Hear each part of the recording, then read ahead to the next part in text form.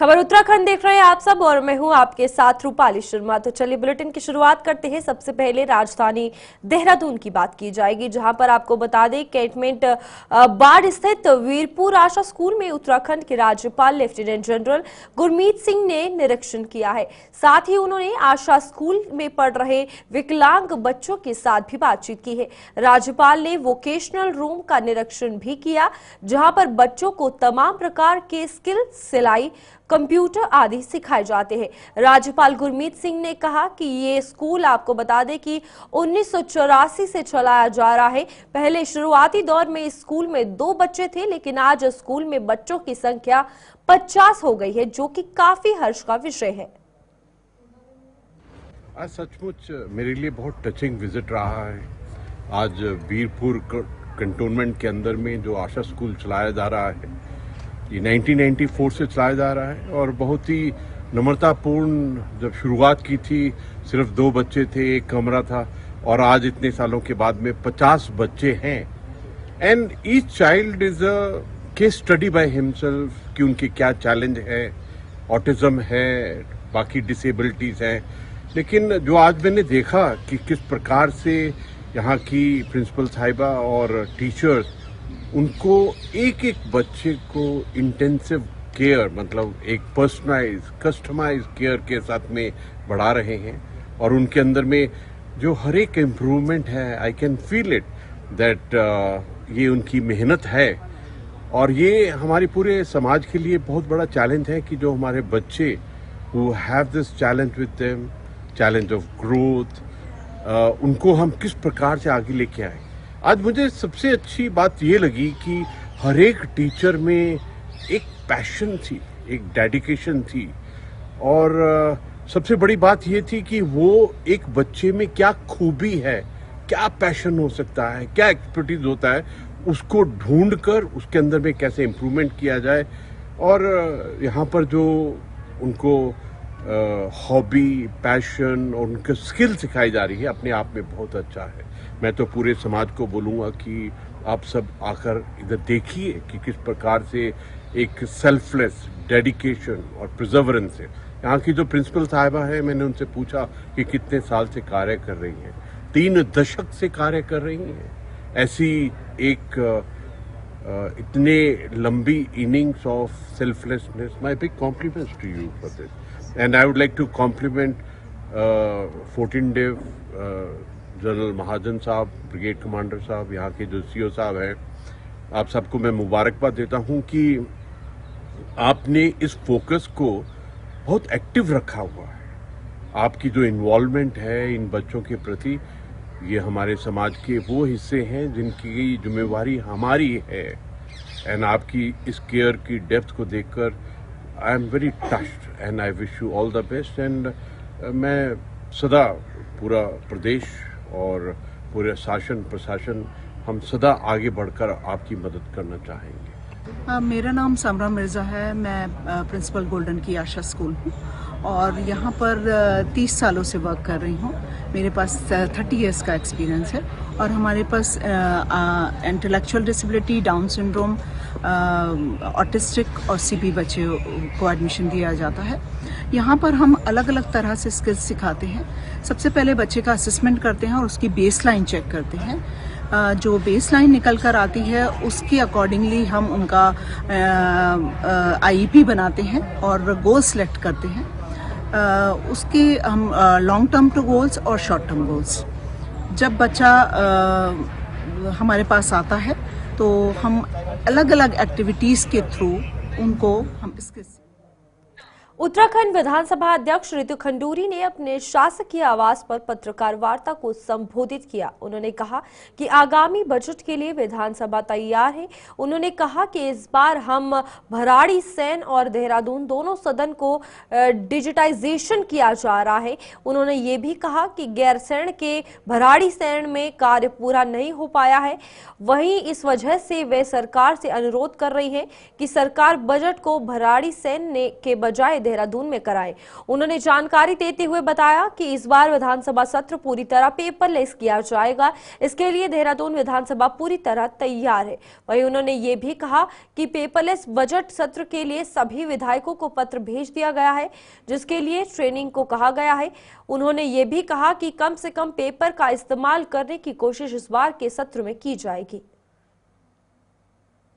इसलिए कष्ट किया है और आप सबको यहाँ बुलाया है कि आप सभी के चैनलों के माध्यम से, आपके जो पेपर्स हैं, न्यूज़पेपर्स हैं, उनके माध्यम से जनता को भी बताना चाहूँगी कि इस बार हम लोगों ने अपने दोनों सदनों को, भराड़ीसैंण और देहरादून का जो हमारा सदन है, उसको ई नेवा के तहत उस पर कार्य किया है। ई नेवा मतलब डिजिटाइजेशन हम कर रहे हैं और बीच बीच में आपने देखा भी है, आप लोग भी आए हैं, देहरादून का जो हमारा सदन है उसे आपने देखा भी है। उसमें हम डिजिटाइजेशन का और प्रयास कर रहे थे कि हम पेपरलेस लेकिन अभी भी इको होने के कारण हम रुड़की IIT के पास गए थे और उनसे हमने निवेदन किया था कि इसको स्टडी करके इसका इको खत्म करिए। तो वो भी उन्होंने भी उस चीज़ को किया। पहले वहाँ गए, फिर सिस्टम्स को देखा, चीज़ों को देखा और अब कंसल्टेंसी में हमने उनको लिया था और अब हम उसको भी देख रहे हैं। तो इसलिए इस बार सरकार से मैं निवेदन करना चाहूँगी कि हमारे जो सत्र होने जा रहा है वो देहरादून में किया जाए, क्योंकि अभी विधानसभा सचिवालय पूरी तरह से वहाँ तैयार नहीं है। ये बात मुझे उत्तरकाशी में कुछ दिनों से लगातार भूकंप के छोटे छोटे झटके महसूस किए जा रहे हैं। आज सुबह 9:28 पर भूकंप का झटका महसूस किया गया। हालांकि आज सुबह आए भूकंप में किसी तरह का नुकसान नहीं हुआ है। लगातार आ रहे भूकंप के झटकों से लोगों में भय का माहौल बना हुआ है। उत्तरकाशी जिला सिस्मिक जोन 5 में आता है, जो भूकंप के या आपदा के लिहाज से काफी अति संवेदनशील है। 1991 में आए भूकंप के कारण यहाँ के लोगों ने अपनों को खोया था और एक बार फिर से भूकंप के झटके लोगों को अब सता रहे हैं। लगातार 4-5 दिन से यहाँ पे दिख रहा है कि यहाँ पर भूकंप के छोटे छोटे झटके आ रहे हैं। 1991 में आया था, लेकिन 1991 में पहले बड़ा झटका आया, उसके बाद छोटे छोटे झटके आते रहे। लेकिन इस बार ऐसा ना हो कि पहले छोटे छोटे आ रहे, लास्ट में बड़ा आ जाए। तो हमको डरने की आवश्यकता नहीं है, हमें सतर्क रहने की आवश्यकता है। और वैसे भी 1991 हम लोग उत्तरकाशी के लोग वैसे 5 जोन में आते हैं और हमें सतर्क रहने की आवश्यकता है। जैसे आजकल भूकंप के झटके दिखाई रहे, 1991 में ये भूकंप के झटके आए थे। मैं लगभग 13-14 साल का था। मुझे भी अभी काफ़ी याद है, काफ़ी अफरा तफरी बची थी गाँव में। पर आजकल के वैज्ञानिक तौर पे सुविधा काफ़ी हो गई है। और हमारे यहाँ जो मौसम, सबसे ज़्यादा मौसम परिवर्तन हो रहा है। यहाँ पे बारिश नहीं हो रही है। इस चक्कर से जो भूमि है वो अपना समतल है, जो भी है वो हिल रहा है। इस चक्कर से हमारे यहाँ पहाड़ों में कई बार मतलब 2-3 झटके आ चुके हैं और हमारे आने वाली पीढ़ी के लिए, हमारे बच्चों के लिए बहुत डर का विषय बन चुका है। पर यह है कि सतर्क रहे, सुरक्षित रहे, यही हम चाहते हैं। भगवान वासुकीनाग देवता, माँ राजराजेश्वरी, इष्ट देवता सोमेश्वर देवता से यही कृपा और यही आशीर्वाद चाहते हैं कि हमारा क्षेत्र, हमारी जनता कुशल और सुगत रहे। यही मैं माता रानी से कृपा और आशीर्वाद। उत्तराखंड की स्वास्थ्य महानिदेशक डॉक्टर सुनीता टम्टा ने बताया कि उत्तराखंड के सभी मेडिकल कॉलेजों में मरीजों से एक समान यूजर चार्ज लिया जाएगा। इसके तहत OPD, IPD पंजीकरण के साथ ही वार्ड चार्ज समेत एम्बुलेंस के लिए भी यूजर चार्ज एक समान कर दिए गए हैं। उन्होंने ये भी बताया कि नए आदेश के बाद अब सभी मेडिकल कॉलेजों से जुड़े अस्पतालों में OPD पंजीकरण का शुल्क 20 रुपए रहेगा, जबकि भर्ती के लिए IPD पंजीकरण शुल्क 50 रुपए किया गया। जनरल वार्ड का शुल्क 25 रुपए, प्राइवेट वार्ड 300 रुपए, AC वार्ड का चार्ज 1000 रुपए रहेगा। एम्बुलेंस का चार्ज पहले 5 किलोमीटर के लिए 200 रुपए और इसके बाद 20 रुपए प्रति किलोमीटर चार्ज होगा। इसके अलावा रेडियोलॉजी जांच और डायग्नोस्टिक परीक्षण, पैथोलॉजी जांच को CGHS के दरों को लागू किया जाएगा। जैसे बताना चाहती हूँ कि जैसे गवर्नमेंट हॉस्पिटल्स, जैसे हमारे डिस्ट्रिक्ट अस्पताल हैं, सब डिस्ट्रिक्ट हैं, और PSC और CSC हमारी जो होती हैं गवर्नमेंट फैसिलिटी, तो उसके रिगार्डिंग हमारा एक जियो हुआ था 21 अगस्त 2024 में। वो हमारा पास हुआ था कैबिनेट से, उसमें हमारी जो दरें हैं वो फिक्स कर दी गई थी। पहले थोड़ा डिफरेंट थी, अब हमारी जो दरें निश्चित की गई हैं वो पीएससी और सीएससी, मतलब जो प्राइमरी हेल्थ सेंटर और कम्युनिटी हेल्थ सेंटर में हमारी जो है 10 रुपये यूजुअल 10 रुपये पर्ची के जो है ओपीडी चार्जेस हैं, और डिस्ट्रिक्ट और सब डिस्ट्रिक्ट में हमने जो है 20 रुपये कर दिए। तो ये हमारा ओपीडी है। ऐसे हमारा इंडोर का भी हमारे जो चेंजेस हुए हैं कि हमारे जो भर्ती मरीज हैं तो 3 दिन तक तो हमारे कोई उसमें चार्जेस नहीं होते हैं डिस्ट्रिक्ट और सब डिस्ट्रिक्ट में, लेकिन 3 दिन के बाद जो है ये हम लोगों के जो दरें हुई हैं, जो पीएससी में हम लेंगे 10 रुपये प्रति दिन, और जो सामुदायिक में 15 रुपये प्रतिदिन, और डिस्ट्रिक्ट और सब डिस्ट्रिक्ट में जो हम लेंगे वो 25 रुपये प्रतिदिन। तो ये हमारी जो दरें हैं वो निर्धारित। तो ये हमारा जीओ भी पास हुआ था, इसके रिगार्डिंग हमारे जिलों को। उत्तराखंड क्रांति दल ने विकासनगर में यूसीसी बिल का विरोध किया है। यूसीसी के विरोध में विकासनगर में उत्तराखंड क्रांति दल विरोध प्रदर्शन किया गया और विरोध प्रधानमंत्री और मुख्यमंत्री का पोस्टर जलाकर अपना रोष लोगों ने जताया। उत्तराखंड क्रांति दल के राष्ट्रीय पदाधिकारी सुरेंद्र कुकरेती ने कहा कि प्रदेश की संस्कृति के साथ छेड़छाड़ वे बर्दाश्त नहीं करेंगे। उत्तराखंड क्रांति दल को मंजूर नहीं है कि इस तरह की छेड़छाड़ राज्य के साथ हो। ये यूसीसी जो लागू हुई है, इसमें कुछ ऐसे पॉइंट हैं जो उत्तराखंड की संस्कृति के साथ, उत्तराखंड की भावनाओं के साथ खिलवाड़ किया गया। ये देवभूमि है और राजनीति के भेंट चढ़ रही है, यानी दानव भूमि इसको बना दिया गया है। जो ये रिलेशनशिप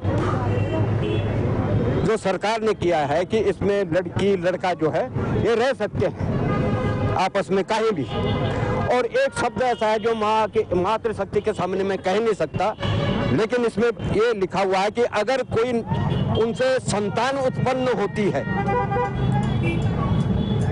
यानी जिसको हम नाजायज कहते हैं, तो नाजायज न मान के उसको जो है जायज मान लिया जाए। यानी खुली छूट दे दी गई है लड़का और लड़की को कि इस तरह से अगर करोगे तो कोई चिंता वाली बात नहीं, उसको जायज ठहरा दिया जाएगा। तो मैं सरकार से पूछना चाहता हूँ, मैं सरकार से पूछना चाहता हूँ, और खास तौर से प्रधानमंत्री जी से, खास तौर से प्रधानमंत्री जी से कि आपने यूसीसी अगर लागू किया है, आपने गुजरात में क्यों नहीं किया? पहले आप गुजरात में करते ना, वहां से शुरू करते। आपने जो है देवभूमि को ही क्यों छांटा है? क्यों? उनको पता है कि यहाँ के जो लोग हैं बहुत शांति प्रिय लोग हैं, लेकिन उनको ये नहीं पता कि ये वो लोग हैं जिन्होंने उत्तराखंड राज्य लिया और 42 शहादतें दी। मामला है जो मुख्यमंत्री के माध्यम से जो विज्ञापन छापा गया है, प्रतिलिपि छापी गई है, उसमें यह है कि लड़का लड़की स्वतंत्र होकर कुछ भी कर सकते हैं। उसमें कोई मान्य नहीं होगा, धर्म के आधार पे वो अपने मन मर्जी से कुछ भी कर सकते, किसी भी धर्म से किसी भी धर्म को अपना सकते हैं। ये धर्म ही अपनाना हुआ। जो लड़की लड़का आपस में, कोई हिंदू की लड़की मुसलमान को जा रही, मुसलमान की लड़की हिंदू को आएगी, ये हम इसको हम कतई हम इसके बारे में हम इच्छा हमारी है नहीं, हम इसका आंदोलन जरूर करेंगे। उसका खिलाफ जो उसके खिलाफ है, हमारे बच्चे हैं, आज तक हमने अपनी संस्कृति बचाई हुई है। हम इस उम्र में आ गए कि जो हमने अपने बच्चों की उसमें बचा रखा कि आप जैसे हमारे माता पिता रहे, जैसे हमारे दादी दादा रहे, वैसे हम ये संस्कृति आगे चलती रहे। ये संस्कृति हमारी विलुप्त नहीं होनी चाहिए। बस हमें ये इससे सरकार से है कि ये कानून हटा दिया जाए, और जो 1 वर्ष के लिए या किराए पे रह रहे हैं, 1 वर्ष से किराए पे रह रहे हैं, उसे अस्थायी निवास कैसे मिल जाएगा? आगे हमारी जनसंख्या, हमारे ये जो गढ़वाल का हमारा ये जो क्षेत्र।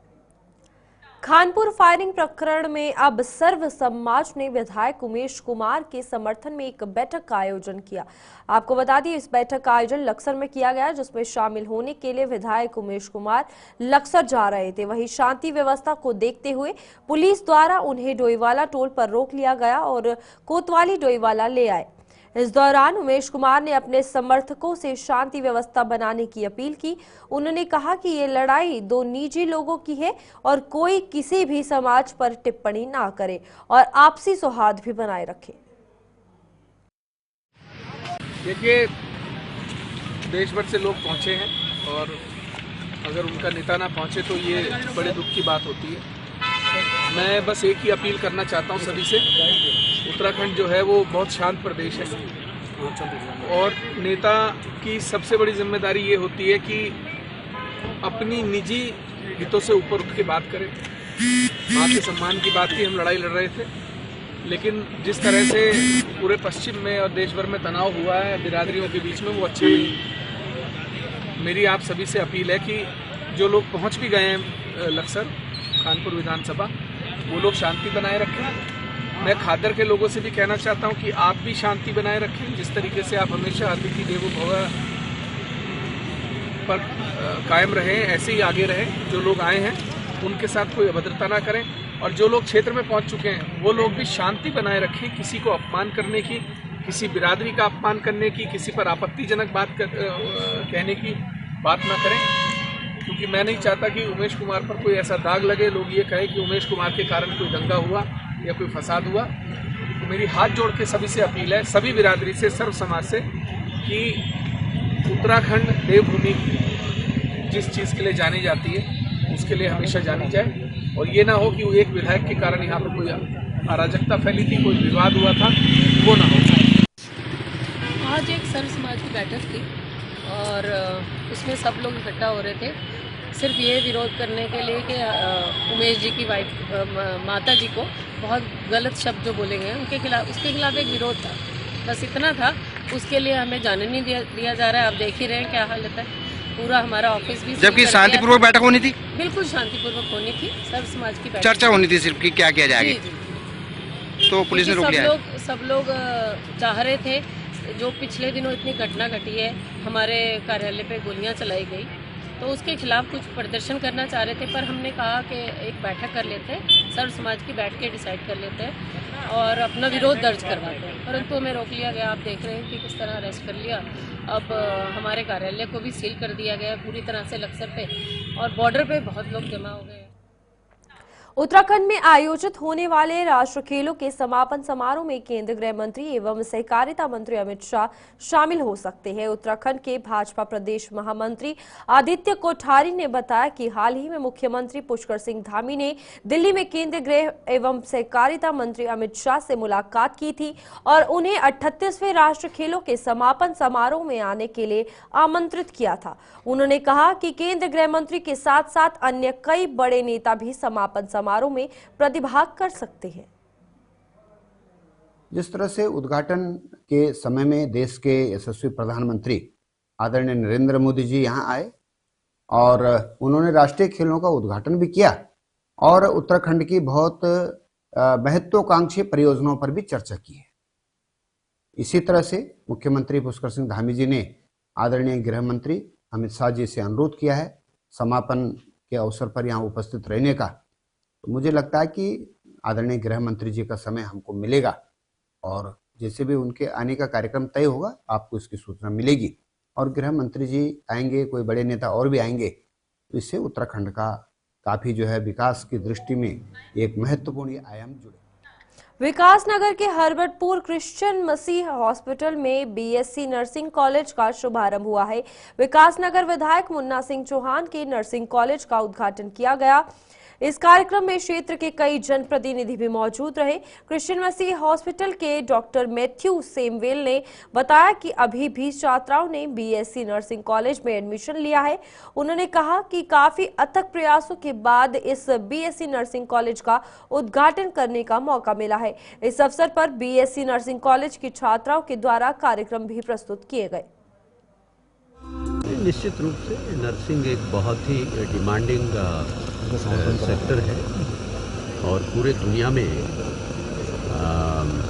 नर्सेज की बहुत डिमांड रहती है और भारतीय नर्सों की प्रतिष्ठा है पूरे दुनिया में, जैसा मैंने अभी मंच से भी कहा। और हमारे बीच में Uttarakhand nursing college BSc nursing के कोर्सेज है, तो बैंक के रास्ते भी बहुत तेज़ी से खुलेंगे। तो ये बहुत लंबे समय से मांग थी। इसमें जो 10 सीटें हैं वो सभी जो भी भर्ती होते हैं उनको स्टेट का एग्ज़ाम देना पड़ेगा। साइंस के छात्र लिए जाएंगे और अधिकाधिक हम उत्तराखंड के लोगों को लेना चाहते हैं। हरिद्वार पुलिस को उस समय बड़ी कामयाबी मिली जब पुलिस ने हरिद्वार जिला कारागार से फरार कैदी को एक मुठभेड़ के दौरान घायल कर गिरफ्तार किया। फरार कैदी की पहचान पंकज वाल्मीकि पुत्र मगनलाल निवासी इस्माइलपुर कोतवाली लक्सर के रूप में की गई है। बदमाश 4 महीने पहले जिला कारागार हरिद्वार से अपने साथी कैदी रामकुमार निवासी यूपी के साथ भागा था। पंकज के साथ फरार कैदी राजकुमार को पुलिस हरियाणा के यमुनानगर से पहले ही गिरफ्तार कर चुकी है।